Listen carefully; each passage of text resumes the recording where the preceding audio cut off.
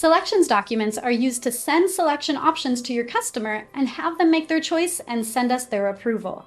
We can create selection documents in two places in our job. One is in the Budget tab and the other is in our Selections tab. Let's start here in our Budget.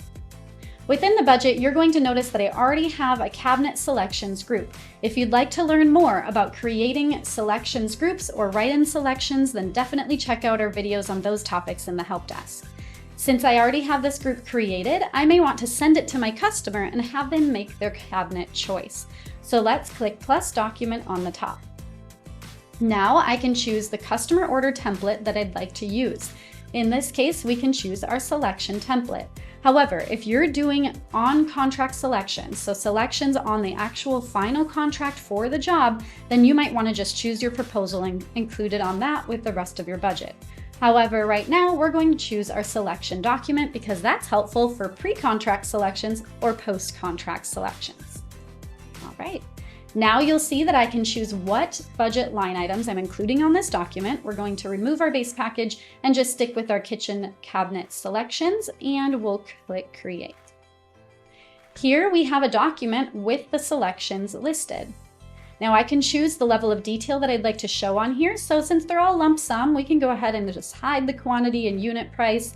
I also can choose whether or not I want to hide or show those files attached to each cost item. Also, we can add a subject. The subject is going to accompany the name of the document. So if you have a ton of selection documents that you're going to be sending out, that subject is going to be extremely helpful so you can tell the difference between them. So I'm going to type in kitchen cabinets. Great. Also, if you're doing pre-contract selections, you'll want to exclude this one from the budget. And if you'd like to learn more about pre-contract selections, we have a dedicated video on that as well. Now you can always upload any files, photos, and videos to this document as a whole. So I have seen some of our customers create videos and they'll upload the video explaining the difference between these three options to the customer and guiding them along their decision journey.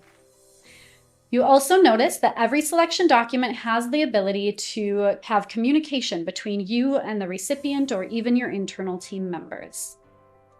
Okay, I like what I've done so far, so I'm going to click Save, and now I can choose to send it off using my action buttons.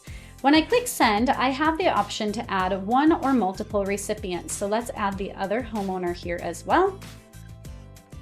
All right, and we are going to require a signature from each of them.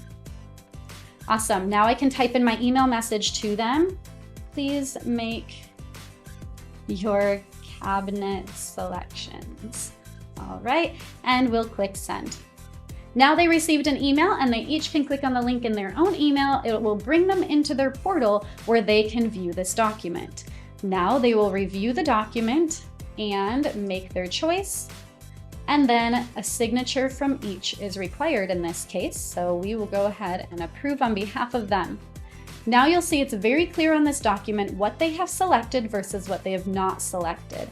And this way, now you have a budgeted price moving forward for this particular item. So let's head back to the budget and see what that looks like. Go back to our budget, and you'll notice that all three items are still remaining in our budget because we will never ever delete any cost items from your budget. You can choose what you'd like to do with those. But you will see which one is approved within our job costing section in the budgeted cost, because the budgeted cost is the locked in budget for your job. So they locked in the second choice. At this point, you can then select each of these items and move them to a different group called unselected, just in case your customer changes their mind later on, or you can delete them from your budget yourself. So I encourage you to check out the other videos that we offer for pre-contract selections, post-contract selections, and even just how to build the selections from the ground up. That way you'll have a healthy understanding of the selections tools in JobTread, and you'll be able to customize them for your own particular workflow. If you have any questions, please contact your success manager or email support@jobtread.com.